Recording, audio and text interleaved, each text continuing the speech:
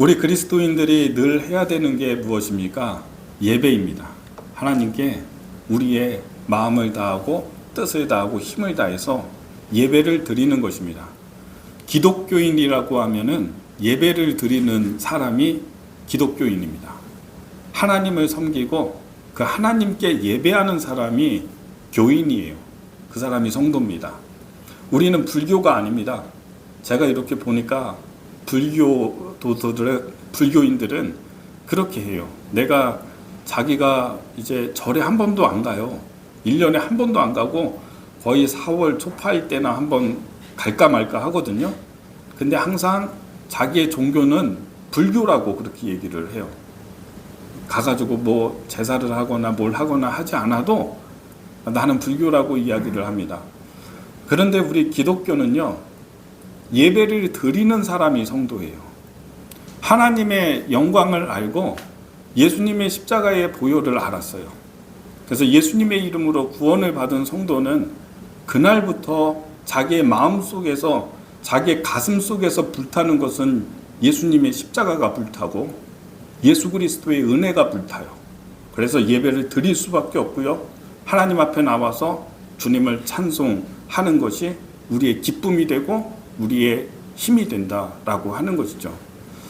오늘 이 출애굽에 대한 말씀을 나누는 것입니다. 그런데 여러분, 이스라엘 백성들이 430년 동안 이집트에서 노예 생활을 했잖아요. 그래서 지금도 이집트에 가면은 큰 피라미드가 있고요. 여러 가지 그런 건축물들이 있습니다. 그걸 다 유대인들이, 히브리 노예들이 노예 생활하면서 430년 동안 지은 거잖아요. 너무 고통스럽고 괴로웠습니다. 그래서 하나님께 부르짖었습니다. 하나님, 너무 괴롭습니다. 하나님께서 아브라함에게, 이삭에게, 야곱에게 약속하신 약속을 기억하셔서 이스라엘 사람들을 출애굽을 시키는 은혜를 베푸시죠. 모세를 보내셨습니다. 모세와 아론을 보내서 이스라엘 백성들이 이제 이집트에서 노예 생활 그만하고 거기서부터 나와서 젖과 꿀이 흐르는 가나안 땅으로 들어가도록 은혜를 베풀어 주셨습니다. 그런데 여러분, 출애굽의 목적이 뭔지 아십니까? 이 노예 생활하는 사람들이 이제 이 노예 생활, 지긋지긋한 이 생활에서 벗어나서 나가서 젖과 꿀이 흐르는 가나안 땅 차지하고 떵떵거리고 살아가는 게 하나님의 목적이 아닙니다. 그게 출애굽의 목적이 아니에요. 하나님께서 모세에게 말씀하셨어요. 출애굽의 목적은 뭐냐면 예배다라고 분명히 말씀하셨습니다. 모세가 이제 바로에게 가서, 바로 왕에게 가서 지금까지 노예 생활하고 있었던 이 히브리 백성들 보내십시오, 이렇게 얘기하면서 그 근거로 말한 게 뭔지 아십니까? 왜 보내야 되냐? 그래서 바로 왕이 싫다, 놓아주고 싶지 않잖아요. 이 히브리 노예들 계속 붙들고 있으면 계속 일 시켜먹고 이렇게 할 수 있으니까 안 보내잖아요. 내가 이 백성을 왜 보내야 되냐라고 할 때 하나님이 알려주신 그 근거가 뭐냐면, 이 사람들이 광야로 사흘길 정도 나와서 거기서 하나님께 희생을 드리기 위해서다, 이렇게 말씀하세요. 예배를 드리게 하기 위해서 출애굽을 시킨다, 이렇게 말씀하고 계세요. 자, 성경 말씀 좀 보여주세요. 출애굽기의 말씀, 출애굽기 3장 18절 말씀이거든요. 이게 모세에게, 바로에게 가서 이렇게 얘기하라라고 하나님께서 알려주시는 대목입니다. 자, 그들이 내 말을 들으리니 너는 그들의 장로들과 함께 애굽 왕에게 이르기를, 히브리 사람의 하나님 여호와께서 우리에게 임하셨은즉 우리가 우리 하나님 여호와께 제사를 드리려 하오니 사흘김쯤 광야로 가도록 허락하소서 하라. 이 뭐예요? 광야로 가서, 이 이집트에서 벗어나서 광야로 가서 희생을 드리려. 이게 희생이 예배를 얘기를 하는 것입니다. 예배를 드리기 위해서. 다음 구절 보여주세요. 이번에는 직접 왕 앞에 바로에게 가가지고 이야기하는 겁니다. 같이 한번 읽어보겠습니다. 5장 1절 말씀 시작. 그 후에 모세와 아론이 바로에게 가서 이르되, 이스라엘의 하나님 여호와께서 이렇게 말씀하시기를, 내 백성을 보내라. 그러면 그들이 광야에서 내 앞에 절기를 지킬 것이니라 하셨나이다. 아멘. 그렇죠. 바로에게 가서 모세가 얘기하는 거예요. 광야로 가서 우리가 여기서 벗어나서 나가서 하나님께 예배, 절기를 지킬 것이다. 그래서 출애굽의 목적은 뭐냐? 예배 공동체. 하나님의 뜻에 따라서 살아가는 거룩한 민족, 거룩한 백성 만드는 게 출애굽의 목적이었습니다. 그래서 우리가 항상 해야 되는 것은 하나님께 예배하는 것이다. 이렇게 우리가 알아야 하는 것이죠. 근데 오늘 이 출애굽기 29장의 내용은 제사법에 대해서 얘기하는 것이거든요. 예배를 드릴 때 어떻게 얘기하나?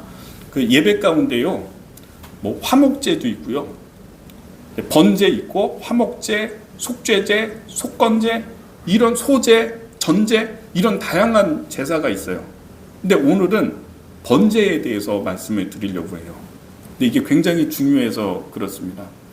창세기에 이렇게 읽다가 보면은 아브라함이 자기가 도착하는 곳에서 제단을 쌓고 하나님의 이름을 불렀다 하거든요. 그때 드렸던 게 뭐냐면 번제예요. 번제. 번제는 이 소나 양이나 이런 걸 잡아서 가죽 벗기고 이렇게 전체를 다 태우는 겁니다. 전체를.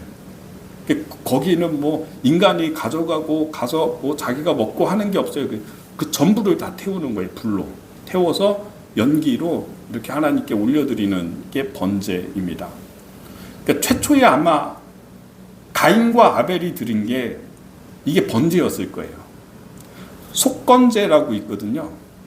예를 들어서 내가 이 사회에서 누군가에게 아픔을 줬어요. 그 사람을 뭐 잘못해가지고 큰 고통을 줬어요. 그러면 그 사람에게 나중에 변상을 하죠. 잘못한 것에 대해서 돈을 돌려주거나 이 변상을 다 마치고 난 다음에 하나님 앞에도 죄가 되니까 속건제를 드리거든요. 근데 이 속건제는 소나 양이나 이런 걸 하나님께 드릴 때 일부는 내장이나 쓸개나 그리고 그 콩팥 2개 이렇게 하나님께 드리는 게 있어요. 그거는 불로 태워가지고 화제로 드리고 거기에서 나오는 고기 일부는 그 사람과 함께 같이 구워서 나눠서 먹는 거예요. 이렇게 돼요. 화목제 같은 경우에도 보면은요, 다 불태워가지고 이게 막 드리는 게 아니라 화목제로 드리는 거는 소를 드려요. 항상 하나님이 정했어요. 양이나 염소나 이런 거 안 돼. 소야. 무조건 소예요. 서원제에는. 근데 이 소 한 마리 드리고 난 다음에 이거 다 불태워가지고 하는 게 아니라 거기에서 나오는 장기, 쓸개, 그리고 콩팥 2개 이렇게 나오는 것들이 있습니다. 정하신 게 있어요. 그런 것들 가지고서 태워서 화제로 하나님께 드린 다음에 거기에 뒷다리와 앞 가슴살은 제사장의 몫으로 드리고 나머지는 백성들이 서로 서원제를 드린 사람이 나누어서 먹는 겁니다. 근데 이게 3일 동안 먹어야 돼요. 3일 동안. 만약에 3일이 넘어가면은 뭐 남았든지 많이 남았든지 이거 다 불태워버려야 돼요. 그러니까 어떻게 하냐? 여기에서 어떤 경우에 한나가 자기 기도하고 기도에 응답받잖아요. 그래서 하나님께서 나에게 이제 자식을 주시겠다 서원하고 난 다음에 서원제를 드리거든요. 서원제 드릴 때 소 3마리 드려요. 3마리. 소 3마리 엄청 많아요.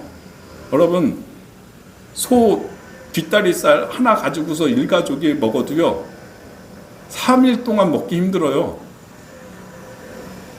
드실 수 있을 것 같아요? 못 먹어요. 질려요.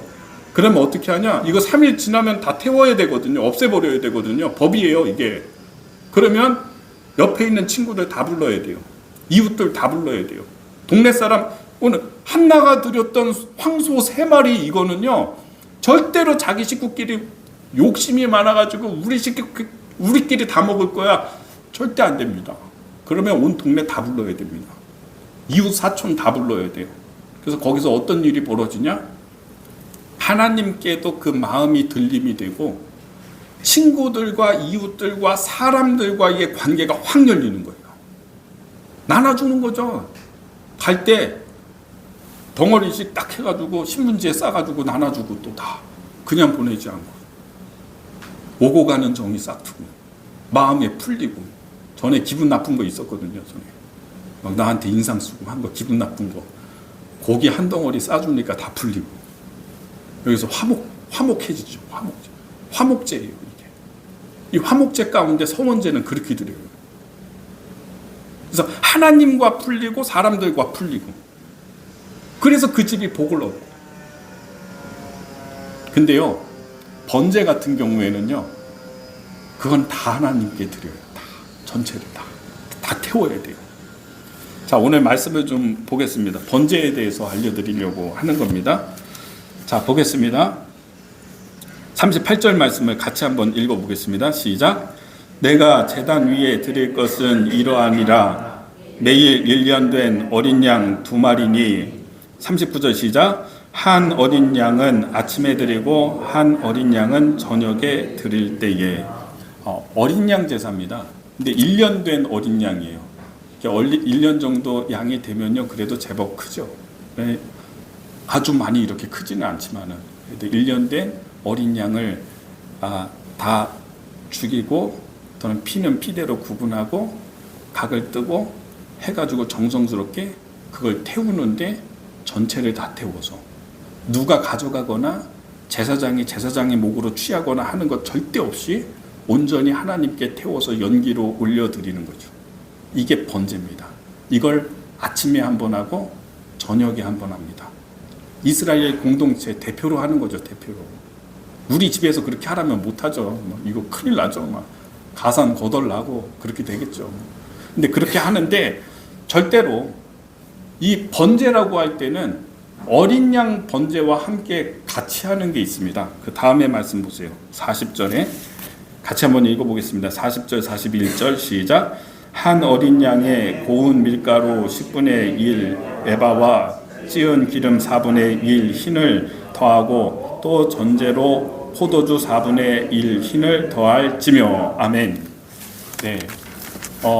이런 거예요. 여기서 나오는 에바라는 게 있는데요. 이 에바는 22리터예요. 그러니까 10분의 1 에바라고 했으니까 2.2리터. 밀가루 2.2리터면은 페트병 요 하나 정도 되겠죠. 그거 하고요. 그거를 흰이라고 하는 단위는 3.6리터예요. 그러니까 이거는 4분의 1이라고 했으니까 0.9리터 정도. 그러니까 1리터가 좀 안 되는 정도의 올리브 기름과 함께 이 밀가루를 범벅해가지고 그거를 불에 태워서 연기로 또 하나님께 드리게 됩니다. 그리고 이게 바로 소제라고 하는 것입니다. 가루를 드리는, 가루를, 밀가루 범벅해가지고 불 태워서 드리는 게 소제고, 전제라고 하는 것은 붓는다라는 뜻이에요. 그래서 이 전제는 포도주를 붓는데 4분의 1 흰이라고 했어요. 그러니까 한 1리터 정도의 포도주를 마지막에 이렇게 붓게 됩니다. 그럼 거기서 증기가 막 발생하면서 향기로운 냄새가 나겠죠. 번제라고 했을 때는 소제와 전제까지 세 가지가 같이 세트로 드리는 게 번제예요. 그러니까 어린 양 번제만 하는 게 아니에요. 여기에 소제, 가루를 범벅해가지고 드리는 거, 그 다음에 전제는 맨 마지막에 포도주를 부어서 드리는 거. 사도 바울이 디모데 후서 4장에서 내가 전제와 같이 부어지고 내가 떠날 날이 얼마 남지 아니하였으니 그러잖아요. 순교하기 전까지 바울의 고백, 전제가 마지막에 하는 거잖아요. 마지막 포도주 방울 한 방울까지 다 내가 하나님을 위해서, 선교를 위해서 내가 다 썼고, 이제 나는 하나님의 부르심을 받는 순교의 날이 얼마 남지 않았다. 이런 고백을 마지막에 사도 바울이 하잖아요. 그러니까 우리의 마음 다해서, 정성 다해서 정말 그 마지막 포도주 방울 하나를 다 떨어뜨리는 것처럼 해야지 이게 하나의 번제가 끝나는 거죠. 참 의미가 있는 것 같아요. 세트예요, 세트.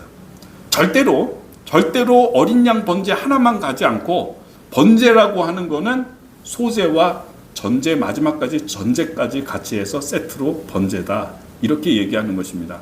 그런데 민수기 28장에서 보면은 이거를 똑같은 본문이 나오는데, 이 번제를 그냥 번제라고 안 하고 상번제라고 얘기합니다. 상번제. 매일 항상 상자를 써가지고 매일 하나님께 드리는 번제다. 아침에 하고 저녁에 하고 이렇게 하는 것입니다. 저는요, 어떻게 보면은 이 상번제라고 하는 게 다른 제사에 비해서 좀 약하지 않습니까? 그렇죠? 한 민족을, 한 백성을 다 대신해 가지고 하는 제사인데 어린 양, 그리고 뭐 조금의 밀가루, 기름 섞어 가지고 포도주 많이도 아니고 1리터 정도 부어서 아침에 저녁에. 그런데 이 상번제가 강력하고요, 이게 엄청나게 대단한 것입니다. 나중에는요, 이 상번제가 나를 지키고 나를 보호하는 하나님의 능력이 되고요, 굉장한 힘이 되는 것입니다. 우린 이걸 깨달아야 되는 것이죠. 아까 이야기했을 때 서원제 드리는 화목제 가운데 하나가 서원제거든요. 하나가 소 3마리 드리거든요. 왕들은, 임금들은요, 이걸 막 수백 마리씩 드려요. 그러면서 하면은 온 백성이 다 막 나와가지고 고기를 먹고 화목이 이루어지고 그러겠죠. 대단해 보이죠? 거기에 비한다면 이 매일 드리는 상번제, 어떻게 보면 좀 작은 것처럼 보이고, 뭐 매일 어차피 하는 건데 뭐 그게, 이렇게 좀 우리가 가볍게 생각하고 할 수도 있어요. 매일 와가지고 드리는, 주일마다 드리는 한 번의 예배, 이게 뭐 어차피 그냥 52주 드리는 거 그 가운데 한 번인데 가볍게 생각할 수 있어요. 그러나 아니라고 하는 것입니다. 그것이 엄청난 힘이 되고요, 엄청난 능력이에요. 저는 어떤 때 이제 목회하면서 성도들이 보면은 은혜 받을 때가 있거든요. 은혜를 많이 받으면은 의지가 불타요. 나 주를 위해서 열심히 하고, 나 이제 신앙생활 열심히 목사님 하겠습니다. 나 예배도 잘 드리고 다 하겠습니다. 근데 그렇게 하면은 잘 믿질 못해요. 그런데 의지는 믿지 못해요. 사람의 의지는. 성경의 원리가 그래요. 사람의 의지는 못 믿어요. 그런데 하나님이 인간에게 믿는 게 뭔지 아세요? 상번제 드리는 사람은 믿어요. 반복하는 사람, 계속하는 사람, 하고 또 하는 사람. 그 전주에 분명히 와가지고 졸고 갔거든. 근데 그 다음 주에 와가지고 또 예배하고, 그 다음 주에도 또 하고.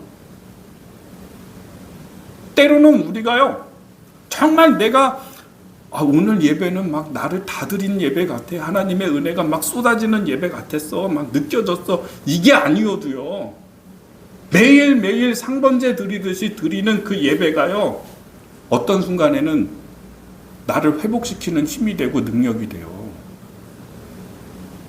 제가 이렇게 신앙생활 하면서 보니까 어떤 분은 이렇더라고요. 나이가 많이 들어서 한 60 이 정도 돼가지고 스스로 교회를 찾아봐요. 스스로. 그래서 어떻게 오셨습니까? 제가 새신자 교육 이렇게 할 때 보니까는 이야기 하시는 거예요. 자기 어렸을 때 엄마가 교회 다니셨고 믿음이 좋으셨고 엄마 따라서 교회 갔다는 거예요. 엄마 따라서. 밤에도 엄마 손잡고 교회 가고 그랬대요. 주일날 항상 가가지고 예배 드리고 오고 교회 학교 때부터 계속. 그런데 그 추운 날 있잖아요. 추운 날. 이분이 하는 얘기가 굉장히 추운 날. 겨울에는 예전에 교회에서 뭐 뗄 게 없으니까 난로 있었거든요. 저도 어렸을 때 난로 있었어요. 교회에. 장작됐어요. 제가 아주 오래된 나이 많은 사람 같이, 저 시골에 살아서 그래요. 시골에. 제가 살았던 그 깡시골에는 그랬어요. 그래서 난로 이렇게 떼고 연통 있고 저 밖으로 연기 빼고 교인들이 나무 해가지고 와가지고 장작 쌓아놓으면은 아침에 가서, 제가 목사님 아들이니까 일찍 그거 난로 떼놓고 했던 그런 기억이 있거든요. 근데 그분은 나이 70대 가지고 혼자 와서 예전에 추운 날이 되면 교회에서 예배 드리면서 맡았던 매캐한 장작 냄새가 기억이 난다는 거예요. 나 그거 생각난다고. 날 추울 날이 되잖아요. 그리고 또 어디 이렇게 요즘에 바베큐 식당 같은 데 있잖아요. 그래서 그런 장작에다가 고기 굽는 냄새 이런 게 나면은 다른 게 생각나는 게 아니라 교회 생각나는 거예요. 이분은. 청년 시절 보내고 청소년 시절 교회에서 보내고 수련회 가고 막 하다가 서울로 올라와가지고 교회 안 다녔다는 거예요. 그때부터 떠났다는 거예요. 그랬다가 나이 70 막 가까이 되니까 자꾸 그때 추웠을 때 그 장작 냄새 교회 생각나고 어머니 손 잡고 교회 갔던 거 생각나고 예배 드리고 매일매일 빠지지 않고 예배 드리고 했던 거 기억나서 그래서 교회에 왔다는 거예요. 그날. 제가 그 얘기 들으면서 야, 이 상번제의 능력이 매일 드리는 상번제가 이게 엄청난 거구나. 사람 다시 부르는구나. 30년, 40년 지나고 떠난 사람 다시 부르는구나. 이게 상번제가. 그런 생각이 들어요. 왜 연어가요? 연어가 시냇가에 계곡에 와가지고 알 낳고 거기서 깨어나고 걔네들이 바닷가 가서 크잖아요. 태평양 전체를 돌아다니고서 2년 만에 돌아오잖아요. 자기가 태어난 그 자리를 어떻게 찾아오는지 몰라요. 이걸 귀소 본능이라고 해요. 이건 신비예요. 이런 것처럼 아무리 하나님을 떠났어도 내가 세상에서 아무리 그렇게 거칠게 살았어도 어느 때가 되면은요, 어렸을 때 엄마 손잡고 갔던 교회, 거기서 교회 학교 예배 드리고 맨날 졸기도 하고 까불기도 하고 혼나기도 하면서 드렸던 예배, 상번제, 이게 이렇게 나를 강력하게 끌 거라고 생각을 했을까? 40년 지났는데 이 힘이 나를 끌어가지고 하나님의 전으로 다시 오게끔 하는 능력이 될 거라고 생각을 했을까? 여러분, 저는요, 사람의 의지 못 믿는다고 생각합니다. 인간의 사랑은 항상 그거 아닙니까? 나는 분명히 그때는 사랑했지만 지금은 사랑이 달라지는 게 문제가 아니에요. 그게 문제잖아요. 의지는 못 믿는 거예요. 그러나 반복의 힘은 믿어요. 계속되니까.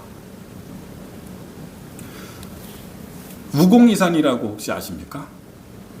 우공이산이라고 하는 사자성어. 중국 사람들은 엄청 좋아하는 단어예요. 이거. 거의 다 이 중국 사람들은 이 스토리를 알고 되게 좋아해요. 이런 정신이 중국 사람들에게 있어요. 그래서 계속하면 된다 이런 뜻이거든요. 옛날에 이 어떤 우매한 멍청한 노인이 하나 있었는데 이 노인의 집이 여기 있고 근데 그 앞에 거대한 산이 있는 거예요. 그래서 이 산이 너무 답답해. 노인이 생각할 때. 이 산 때문에 내가 저 마을을 가려면 이걸 돌아가야 되죠. 그래서 급하게 어디 가려고 해도 이 산이 가로막혀 있으니까 산 넘어야 되죠. 불편하죠. 그래서 이 노인이 작심을 했어요. 내가 이 산을 옮기겠다. 자기가 이사 가면 되지. 근데 옮겨버려야 되겠다. 이렇게 생각을 한 거야. 그리고서 그 노인이 산을 옮기기 시작했어요. 삽으로. 삽질을 하는 거죠.